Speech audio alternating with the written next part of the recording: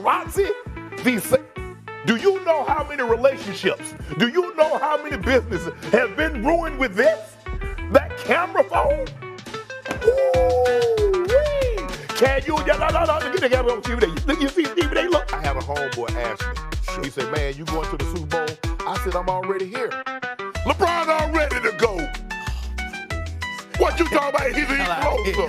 LeBron to go. No, he's not. Yes, he is. No, he's not. No, he's not. Flip that around. Flip that around. Go ahead. Is Patrick Mahomes closer to Tom Brady or is Michael Jordan closer to GOAT J? That's what I'm talking about. Stephen A., what is your sole purpose at First Take? To do whatever you tell me to, Drill Sergeant. That's a brilliant idea. You must be a damn genius. You must have an IQ of 160. Now get the First Take. I run this show. I don't care what Drill Sergeant is. Stephen A. Smith and Shannon Sharpe, they ESPN's First Take like dynamic duo. They debate, they joke, they bond on the air like brothers. But when legal allegations against Shannon Sharpe hit the headlines, fans waited for Stephen A. Smith to step up, to defend his brother. Instead, he give us this. I can't sit here and speak to his innocence or guilt. Hey, let's break down the moment Stephen A. Smith subtly and not so subtly distanced himself from Shannon Sharpe and what he really says about their so-called partnership. Shannon Sharpe felt compelled to come out in his own defense. How are we to interpret that? Let me be very, very clear about where I'm coming from. I'm a bit torn in terms of his response. He admits that he's torn between the response Shannon Sharpe gave. But let's keep it real. He wasn't torn when he was critiquing Shannon Sharpe's legal defense team. When his legal team issued out the press release on X yesterday, and they spoke about, they mentioned her name, and they revealed some of those explicit text messages. That was uncomfortable. And I don't know if that's a strategy that would work. How ironic that you don't mention these explicit text messages are from her, from saying things like, I want you to put a dog collar around my neck and choke me with it while you're effing me. One of the hardest things in the world for all of us to do is to just lay low and be quiet. And let our legal team do it. And we don't always know whether or not that's the right thing to do. I know, and I can tell you all, that I spoke to Shannon. Not in details, but I spoke to him. And he emphatically proclaims his innocence. According to Mr. Busby, his client emphatically proclaims his guilt. Let's just call it like it is, man. Stephen A. Smith approached this like a PR-trained attorney. He didn't approach this like Shannon Sharpe was his teammate. He didn't approach this like he was a friend. Damn near approached it like Shannon Sharpe is a competitor or a threat to his bottom line. I am the executive producer of First Take on ESPN.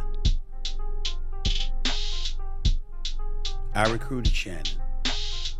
I went and got him and brought him to ESPN.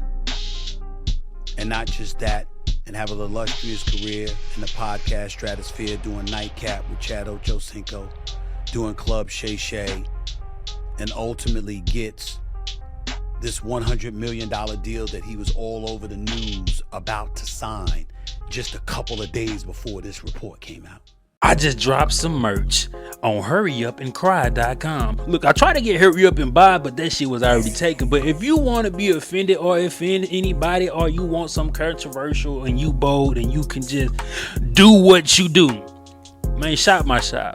Hurryupandcry.com. That means hurryupandcry.com.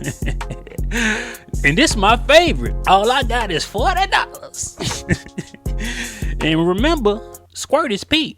Not once did Stephen A. Smith say, I know Shannon Sharpe, I know his character. I know he's not a man like that. I know these messages and phone calls might be out of context because of the type of work she does and the type of sexual things that she has requested from Shannon Sharpe. Nah, he ain't do none of that. I know, man, professionalism most definitely matter with the magnitude of people like Stephen A. Smith. I understand that, but this your friend, man. In my perfect world, he moves on. And somehow, some way, we find this all to be false. But it doesn't seem like that's the way things are about to go down, considering who Mr. Busby is and how emphatic his client is proclaiming that she is right and she's telling the truth. Instead of rallying behind his co-host, his brother, his friend, instead of rallying behind his innocence, Stephen A. Smith is basically taking the high road. He's taking the politically correct position when it's supposed to be your brother. But I get it, you being cautious. You don't want your image to be tainted because you taking up for a friend. Even though you know that it's out of his character to do anything like that. Even though you try to say you put him in position when he didn't even need the position to be put in. He had Club Shay Shay taking off like a rocket.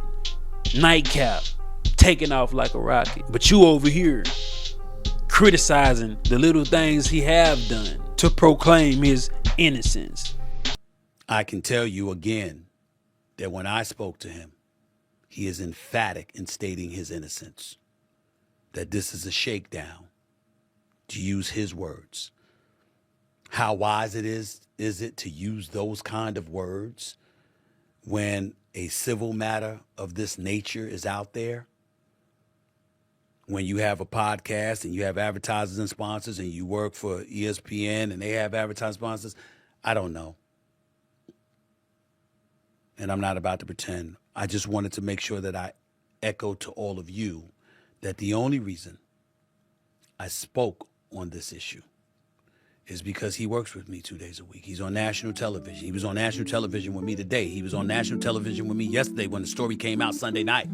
I didn't know anything about it until we got on the air. Stephen A. Smith didn't defend him. He didn't directly throw him under the bus. But what he did do was say enough just to keep his hands clean. No, I stand by him. No, I believe in his character. No, let's wait and see till all the facts come out. I have no idea what direction ESPN and Walt Disney will go in when it comes to this matter. All I do know is it won't be me making a decision. It'll be others upstairs. In situations like this, silence or legal friendly language, that shit can be louder than words.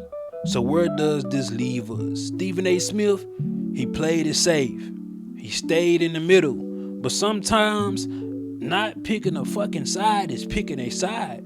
And fans like me, I know this. Now it's your turn. Was Stephen A. Smith being smart and protecting his brand? Or did he throw Shannon under the bus in real time? Hey, drop a comment. Hey, let's talk about this. To like, share, and subscribe. I don't ask y'all that much, but they say it helps when I ask.